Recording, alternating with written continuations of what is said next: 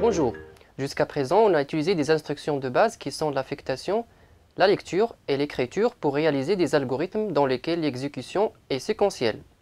C'est-à-dire, les instructions sont exécutées les unes après les autres.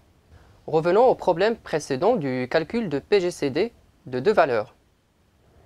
Alors, qu'est-ce que nous pouvons faire avec ces instructions de base?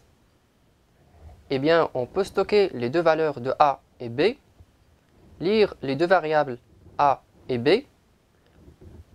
et écrire le résultat du PGCD. Or, on n'a pas vu encore comment choisir le type d'instruction à exécuter. C'est-à-dire, si le reste est égal à 0, exécuter l'instruction A reçoit B, B reçoit R reçoit A modulo B. Sinon, on va exécuter l'instruction PGCD reçoit B. On n'a pas vu également comment répéter ces instructions dans le cas où le reste est différent de 0. Dans cette semaine, nous allons étudier la structure de choix. Nous verrons les structures répétitives à partir de la semaine 3. Prenons l'exemple d'un algorithme qui permet de calculer le prix à payer pour un véhicule dans les autoroutes, sachant que le prix est calculé comme suit. Prix égal à C1 plus C2 fois NBKM. NBKM, c'est le nombre de kilomètres qui sépare le point de départ lu sur le ticket à introduire et le point d'arrivée supposé connu. C1 est le coût fixe indépendant de la classe, par exemple égal à 1 dirham. C2, c'est le coût variable qui dépend de la classe du véhicule, qui est égal par exemple à 2 dirhams pour la classe 1, 4 dirhams pour la classe 2, 6 dirhams pour la classe 3. Pour calculer le prix, trois cas sont présentés. Dans le cas où C2 égale à 2 dirhams, prix égal à 3 fois nombre de kilomètres. Dans le cas où C2 égale à 4 dirhams, le prix égal à 5 fois nombre de kilomètres. Prix égal à 7 fois nombre de kilomètres, c'est C2 égale à 6 dirhams. On suppose dans un premier temps que la classe C2 et NBKM sont saisies par l'utilisateur. En algorithmique, pour exprimer ces conditions, on utilise la syntaxe suivante. Si condition, alors, instruction, fin si. Les instructions sont exécutées si et seulement si la condition est vérifiée. Du coup, l'algorithme correspondant est le suivant. Donc, je déclare les variables prix, C2, NBKM de type réel. Je lis les deux variables NBKM et C2 et je teste. Si C2 égale à 2, alors écrire prix et 3 fois nombre de kilomètres. Si C2 égale à 4, écrire prix et 5 fois nombre de kilomètres. Si C2 égale à 6, alors écrire prix et 7 fois nombre de kilomètres.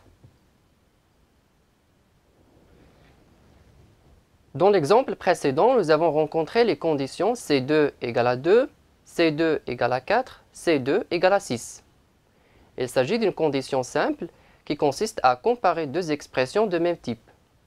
Nous pouvons rencontrer d'autres comparaisons, à savoir inférieur, supérieur, égal, différent. Exemple, je vous demande d'écrire un algorithme qui permet de comparer deux nombres entiers et écrire le plus grand ainsi que la différence entre ces deux nombres. Différence entre le plus grand et le plus petit. On laisse de côté le cas où les deux nombres sont égaux. On va élaborer ensemble l'algorithme de résolution. On va utiliser une instruction conditionnelle qui est similaire à l'instruction précédente. Si condition, alors instruction 1, sinon instruction 2, fin si. L'instruction 1 est exécutée si la condition est vérifiée. Sinon, instruction 2 qui sera exécutée. L'algorithme de résolution est le suivant. Donc je déclare A et B de type entier. Je teste. Si A supérieur à B, alors A est plus grand que B.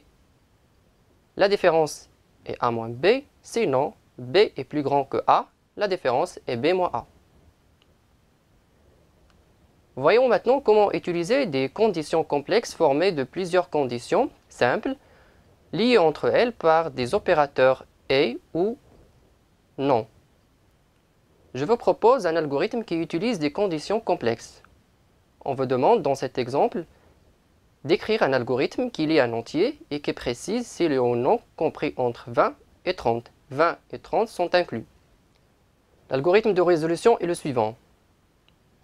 Donc je déclare A de type entier, je lis la variable A et je teste. Si A est supérieur ou égal à 20 et en même temps A inférieur ou égal à 30, alors nombre saisi entre 20 et 30. Sinon, nombre saisi n'est pas entre 20 et 30. Nous arrivons à la fin de la vidéo. Merci de l'avoir regardé et à bientôt.